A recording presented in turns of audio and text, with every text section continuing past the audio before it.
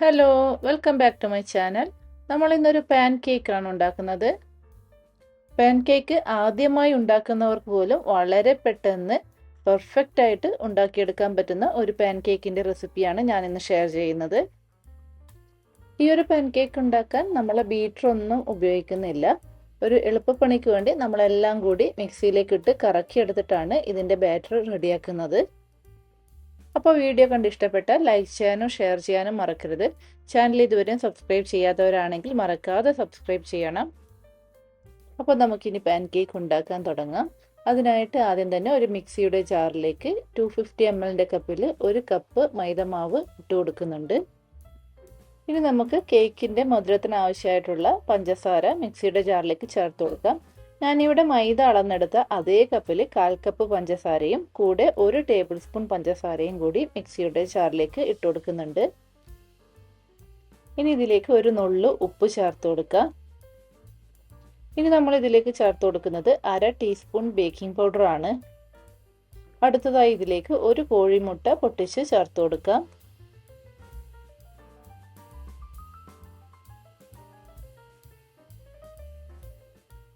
ഇനി ഇതിലേക്ക് 1 teaspoon vanilla എസൻസും നമ്മൾ മൈദ അളന്നെടുത്ത അതേ കപ്പിൽ 1/4 കപ്പ് പാലും 1 ടേബിൾ സ്പൂൺ സൺഫ്ലവർ ഓയിലും ചേർത്ത് കൊടുക്കാം. പാല് നമ്മൾ തിളപ്പിച്ചാറിയ പാലാണ് ചേർത്ത് കൊടുക്കുന്നത്. ഇനി നമുക്കിതെല്ലാം കൂടി ഒരു 30 സെക്കൻഡ് അടിച്ചെടുക്കണം. അപ്പോൾ ഇത് നമ്മളെല്ലാം കൂടി മിക്സിയുടെ ജാറിലിട്ട് അടിച്ചെടുത്തിട്ടുണ്ട്. ഇനി ഇത് നമുക്ക് ഒരു ബൗളിലേക്ക് മാറ്റാം. അപ്പോൾ ഇതാ ഈ ഒരു കൺസിസ്റ്റൻസിയിലാണ് നമ്മുടെ ബാറ്റർ ഇരിക്കുക. നമ്മുടെ സാധാരണ കേക്ക് ഉണ്ടാക്കുന്ന ബാറ്റർ പോലെയല്ല, പാൻ കേക്കിൻ്റെ അത് കുറച്ചുകൂടി ഒരു ലൂസായിട്ടാണ് ഇരിക്കുക. എന്നാൽ ദോശമാവിൻ്റെ അത്രയും ലൂസും കാണില്ല. ഇനി നമുക്ക് പാൻ കേക്ക് ഉണ്ടാക്കാൻ തുടങ്ങാം. അതിനായിട്ട് ഇതുപോലൊരു തവ സ്റ്റൗവിൽ വെച്ച് ചൂടാകുമ്പോൾ അതിലേക്ക് നമുക്ക് മാവ് കോരി ഒഴിച്ചു കൊടുക്കാം.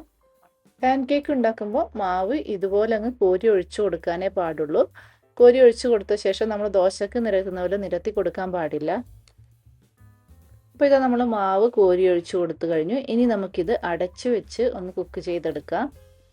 ഒരു ലോ ടു മീഡിയം ഫ്ലെയിമിൽ ഇട്ടിട്ട് വേണം കുക്ക് ചെയ്യാൻ. ഇപ്പോൾ നിങ്ങൾക്ക് കാണാം പാൻ കേക്കിന് മുകളിലായിട്ട് ചെറിയ കുഴികളും ബബിൾസൊക്കെ ഉണ്ടായിട്ടുണ്ട്. അപ്പോൾ ഇതുപോലെ മുകൾ ഭാഗത്ത് ഏകദേശം മുഴുവനായും ബബിൾസൊക്കെ വന്നു കഴിയുമ്പോൾ പാൻ കേക്കിൻ്റെ മുകൾ ഭാഗം ഏകദേശം വെന്ത് കിട്ടിയിട്ടുണ്ടാകും. അപ്പോൾ ഇത് നമ്മുടെ പാൻ കേക്കിൻ്റെ മുകൾ ഭാഗം ഏകദേശം വെന്തിട്ടുണ്ട്.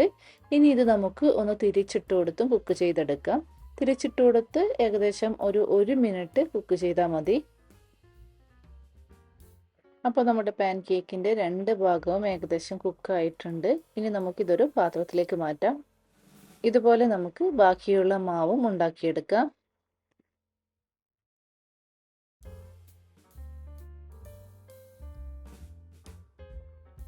അപ്പോൾ ഇതാ നമ്മൾ പാൻ കേക്ക് മുഴുവനായി ഉണ്ടാക്കിയെടുത്തിട്ടുണ്ട്. നല്ല സോഫ്റ്റായ പാൻ കേക്കാണ് നമ്മൾ ഉണ്ടാക്കിയെടുത്തിട്ടുള്ളത്. 250 ml കപ്പിൽ 1 കപ്പ് മൈദമാവ് കൊണ്ട് ഏകദേശം 6 പാൻ കേക്ക് ഉണ്ടാക്കിയെടുത്തിട്ടുണ്ട്.